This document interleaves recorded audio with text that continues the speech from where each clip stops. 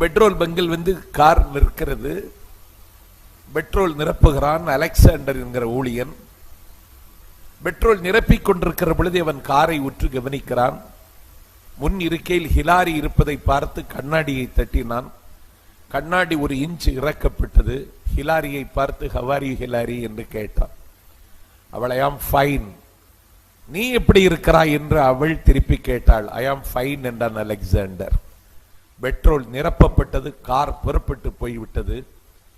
பின் இருக்கையில் உட்கார்ந்திருக்கிற அமெரிக்காவின் ஜனாதிபதி ஹிலாரி இடத்தில் கேட்டான், ஹிலாரி, பெட்ரோல் பங்கில் வேலை பார்க்கிற ஒரு சராசரி ஊழியன் உன் பெயர் சொல்லி உன்னிடத்தில் நலம் விசாரிக்கிறான்.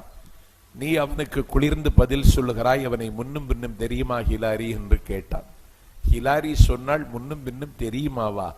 என் வகுப்பில் ஒன்றாக படித்தவன், முதல் மதிப்பெண் பெற்றவன், நன்றாக பழகினான். காலம் எழுதிய கோலம், கடவுள் எழுதிய திருவிளையாடல். நான் அமெரிக்காவின் அதிபரின் வெள்ளை மாளிகையில் வசிக்கிறேன். அவன் ஒரு பெட்ரோல் பங்கில் வேலை பார்க்கிறான். இது கடவுளின் விளையாட்டு என்று அவள் சொன்னாள். அப்பொழுதுதான் கிளிண்டன் சொன்னான், நன்றாக படித்தான் பழகினான் என்று சொன்னாயே, உங்கள் பழக்கம் காதலாகி அது கல்யாணத்தில் முடிந்திருந்தால் உன் கதை என்னாகி இருக்கும்? இன்றைக்கு யோசித்து பாருந்தான்.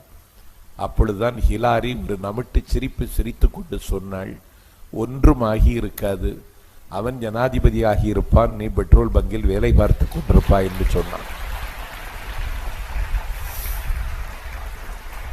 ஆப்பர்ச்சுனிட்டி, உங்களுக்கு ஒரு சந்தர்ப்பம் கிடைத்திருக்கிறது.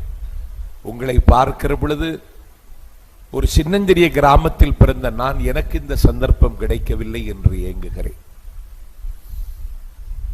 ஆகவே வானம் எட்டும் தூரம்தான் என்கிற நம்பிக்கைக்கு கருவறையாக இருக்கிற பள்ளிக்கூடம் சன்பீம் மெட்ரிக் பள்ளி.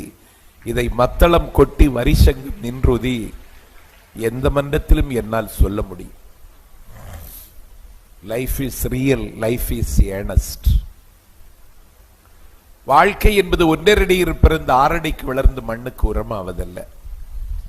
நிலத்தில் விளைந்தவைகளை தின்று தெரிந்து கதை முடிப்பதல்ல. உண்ட உணவின் கொழுப்புகளை பிறரோடு கூடி தனித்துக் கொள்ள வேண்டும் என்கிற தன்னிச்சையின் பார்ப்பிட்டதல்ல.